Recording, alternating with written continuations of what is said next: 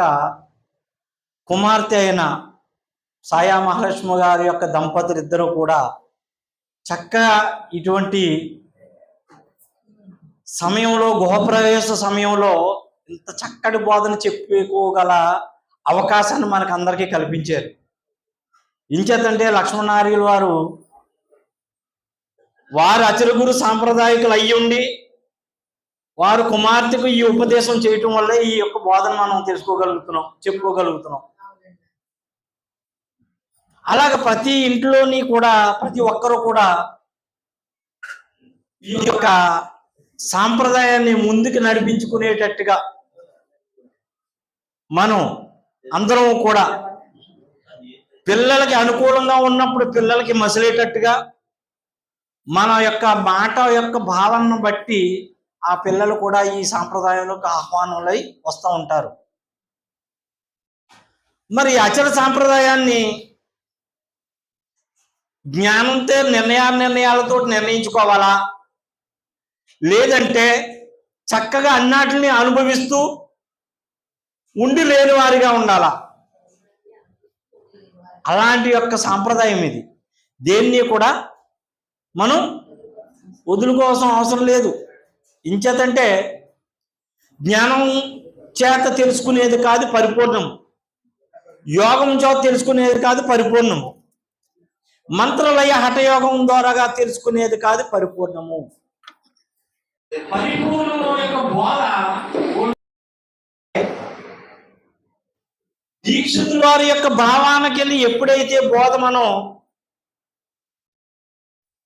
మనం ధృవీకరణ మనం చేసుకున్నామో ఈ బోధలో ఉన్న విషయాన్ని అత్యంత విలక్షణంగా వెలువడుతుంది.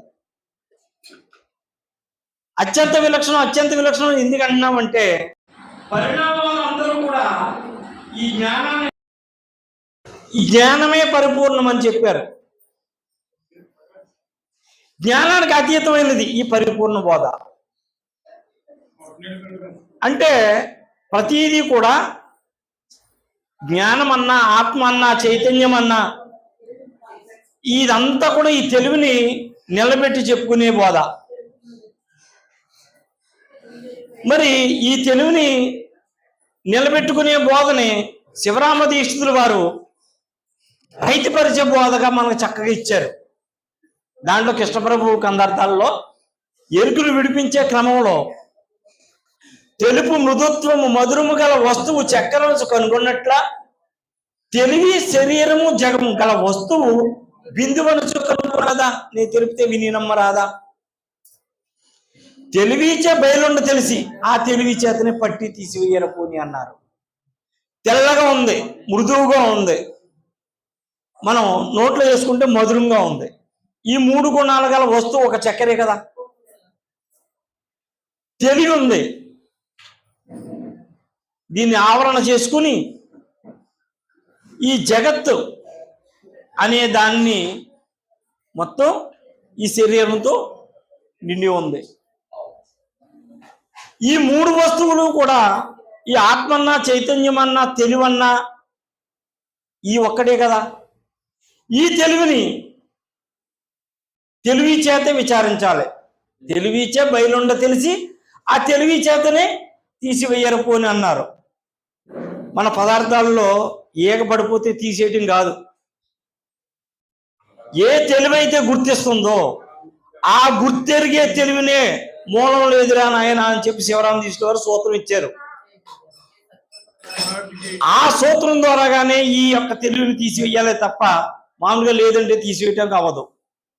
ఇంచేతంటే శ్రోత్రేంద్రియం ద్వారాగా శబ్దాన్ని ఎరుగుతుంది, చక్షేంద్రియం ద్వారాగా రూపాన్ని చూస్తుంది, త్వకేంద్రియం ద్వారాగా స్పర్శను ఎగురుతుంది, జిమహేంద్రియం ద్వారాగా షడ్రుచులు ఎరుగుతుంది, ఘ్రాణేంద్రియం ద్వారాగా సువాసన, మిశ్రవాసన, చెడు వాసన ఎరుగుతుంది.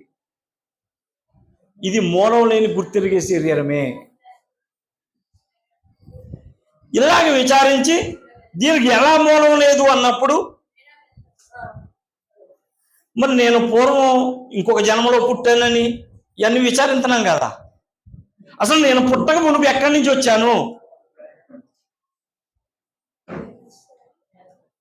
స్పీకర్ నా దగ్గర ఆ విచారించి నా దగ్గర ఉందా? అసలు నేను వెళ్ళిపోతున్నా, మరి ఎక్కడికి వెళ్ళిపోతున్నాను అంటే వచ్చిన మార్గం తెలియదు, మళ్ళీ వెళ్ళిన మార్గం తెలియదు, అడ్రస్ లేనింటి వాడు వీడు.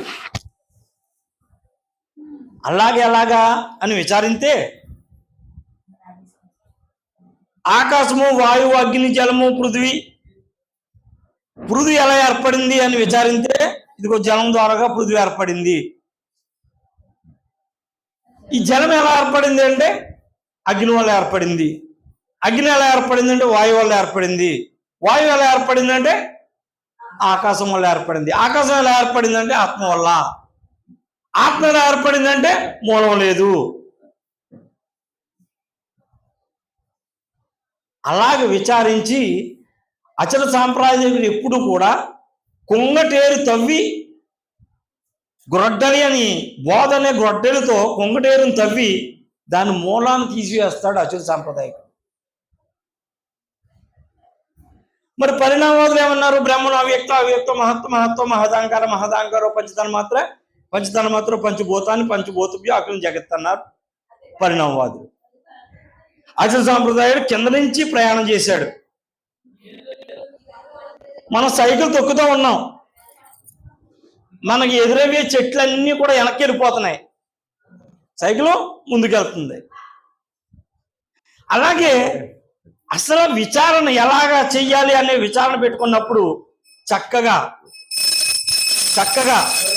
వెనక్కి ప్రయాణం చేసి ఆ కుక్కటేళ్ళతో పెకలించి చూపు నిరతమ ఆదరించి పేదతనంతో బాపు చెయ్యము అని చెప్పి చక్కగా నిజం తెలుసుకోవటానికి ప్రయత్నం చేయాలి.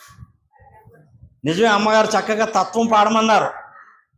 తత్వాలలో ఉన్న సారాన్ని, బోధలో ఉన్న విలక్షణమైన ఆలోచనమైన బోధని మనం విచారించినప్పుడు ఈ ఆచరణ సాంప్రదాయం సరిపోతాం. అవునవును. మరి అవకాశం ఇచ్చిన అధ్యక్షుల వారికి, నక్కాని శ్రీనివాస వారికి మరి ద్వాదశ వందనాలు తెలుపుకుంటూ సెలవు. జై సద్గురు మహారాజ్ కి.